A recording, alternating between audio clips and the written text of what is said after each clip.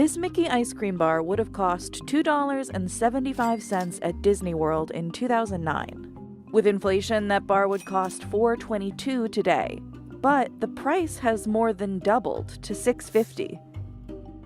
And it's not just the price of ice cream. Basic Mickey ears are up 67%, and the Mickey pretzel is up 124%. It's also gotten more expensive to get inside the parks. From 2015 to 2025, Disney World's top-tier annual pass nearly doubled from $829 to $1,629. That's a 44% increase after inflation. Every year I think to myself, well, what's my breaking point? When will I say, oh, this is too much for an annual pass? Disney attributes these price hikes to inflation, rising labor costs, and the billions it invests to offer more experiences. But changes in how Disney sets park prices and its volatile entertainment division could also be to blame. Now I feel like every time I blink, something new is getting more expensive in the parks. So what's making a visit to Disney theme parks so expensive? And is there a limit to what fans will pay to experience the happiest place on Earth?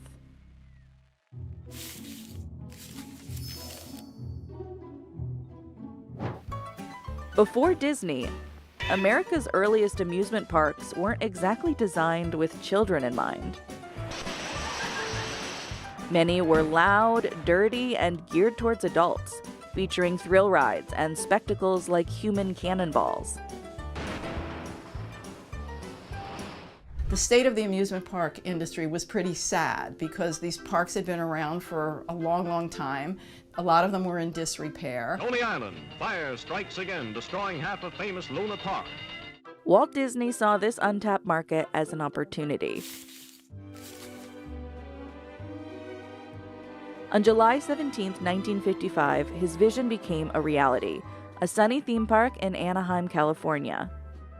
Walt Disney's creation of Disneyland was like a refreshing change for the attractions industry because it was a new kind of amusement park that was much cleaner, much safer, and newer. Disneyland wasn't just built for families, it was priced for them too. On opening day, the admission cost was 50 cents for children and $1 for adults. Adjusted for inflation, that's about $6 and $12. Rides were separate, costing somewhere between 10 and 35 cents, or about $1.20 to $4.20 today. And when ABC aired a live Dateline Disneyland special for Disneyland's grand opening, people and eyes around the world are focused on these 160 acres here in Anaheim, California. It became a national event. 90 million American households tuned in.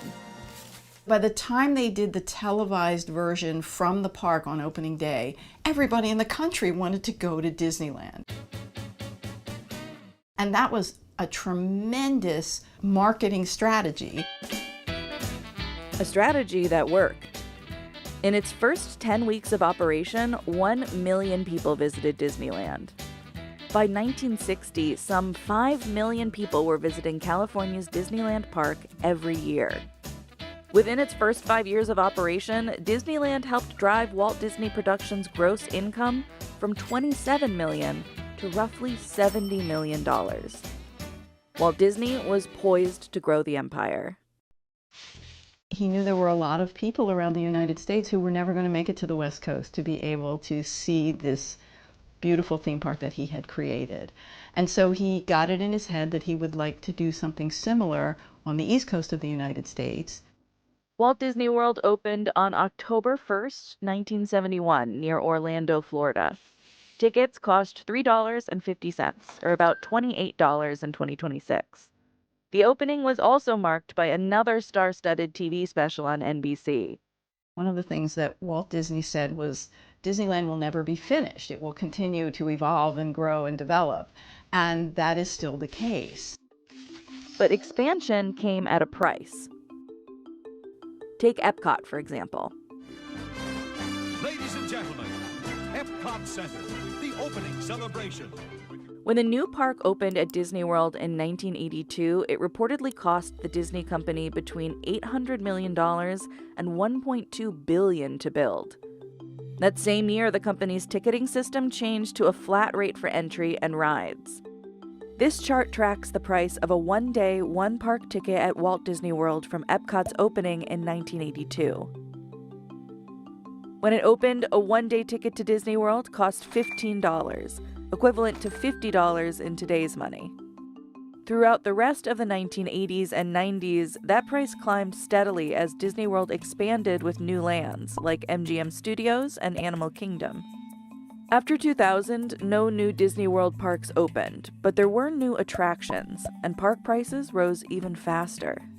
But 2 years in the 2010s would change how the parks were priced for good. In 2016, under the leadership of CEO Bob Iger, Disney introduced seasonal ticket pricing. This model created tiered ticket prices based on seasonal demand, with days categorized as value, regular, or peak. As a result, one-day ticket prices climbed above $100. And in its first quarter earnings the following year, Disney said higher average ticket prices helped push parks and resorts revenues up 6%. 2 years later, Disney World switched to a date-based pricing model, where ticket prices vary by date. So everybody wants to come during summer vacation and Christmas when their kids are out of school. And the trouble is that if you've spent billions of dollars, really, to build these attraction facilities, they're open 365 days a year. It's just not efficient to have them filled to the brim for 4, 5, 6 weeks out of the year, and then, not so much the rest of the time. That's Robert Niles, the founder and editor of the trade publication Theme Park Insider. Business Insider talked to him in 2018 at the height of Disney's pricing changes. So they really want to use all of their pricing and promotions to try and equalize the crowds throughout the year. This approach is an example of dynamic pricing, where prices change based on demand, timing, competition, or customer behavior. Something most people are already familiar with from airline fares or rideshare apps, which charge more during rush hour or when the weather's bad. Disney is not the only theme park company to use this approach. In 2016, Universal Studios Hollywood, Disney's biggest competitor, introduced demand-based tiered pricing, raising single-day tickets to $115. Disneyland's lowest price ticket for its slower season is $104, the same price it's been since 2019. In 2024, Disneyland Paris went a step further, adopting an airline-style model where prices can fluctuate until the ticket is purchased. And it's not just tickets. Prices inside the parks have climbed too. We visited Disneyland ourselves to see just how much prices for food and merchandise have increased. We started by making a list of items sold in the past that are still sold today and how much they used to cost. Then we went to the park to check out the new prices for everything on our list. The price of every item we checked has increased faster than inflation over the past 17 years.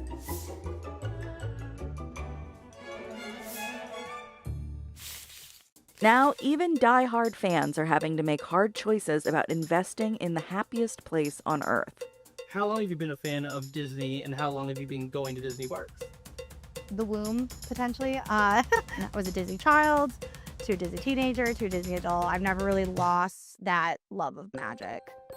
Now that I have adult money, I can start buying and collecting things I really like. And I love Disney art. I purchased this piece, which is Notre Dame. Hunchback of Notre Dame is my favorite Disney film of all time, and it's not appreciated nearly enough. This is something from my mom. It's a set of limited edition stamps. I have a huge Disney pin collection. So I have a pretty wide-ranging collection of ears. So these are my favorite pair. They're modeled after Thanos' gauntlet. I have these are Scarlet Witch ones. This denim hat with the ears built in. These probably are my actual favorite. Like it's all like very like candy inspired, Ariel inspired. Look like the old school character hats from the 90s, like character headbands. But this is just a small amount of my collection. Even superfans like Sarah are struggling to contend with the high prices at the parks. To me, Disney World has always been one of the few companies and one of the few places that truly, truly cared about its fan base. My relationship with Disney has changed partly because Disney has gotten very expensive over the years. In a 2025 Wall Street Journal survey, 74% of people said experiences like cruises, amusement parks, and trips to Disney resorts had become financially out of reach. It's expensive to operate Disney. And so I do understand some of the price increases, but I do think they are starting to price out your average middle class family into like that once in a lifetime trip. Disney is offering a summer promotion starting in May 2026. A $50 one-day park hopper pass for kids ages 3 to 9. Over the past decade, Disney has also layered new premium experiences on top of its core offerings. Take Fast Pass, for example. Check this out. You roll up to the Fast Pass kiosk, throw your ticket in, and boom, boom. Until 2021, this service allowed park visitors to skip long lines for free. Today, its successor, the Lightning Lane Premier Pass, is a tiered and pricey add-on, costing up to $449 depending on the park and time of year. There are other services Disney once offered for free that no longer exist, like Magical Express, a complimentary shuttle that transported travelers between Orlando International Airport and resort hotels. After Disney discontinued the shuttle in 2022, it gave guests the option to choose between services like Mears Connect, about $32 round trip for adults, or its more premium minivan service, which can cost roughly $400 round trip for adults. There are also luxury lodging options. For example, when Walt Disney World's Bora Bora bungalows opened in 2015, one night at the bungalows cost upward of $2,100, or $2,876 adjusted for inflation. Now, a one-night stay at these deluxe bungalows can cost guests a minimum of $3,500, or over $6,800 depending on the season.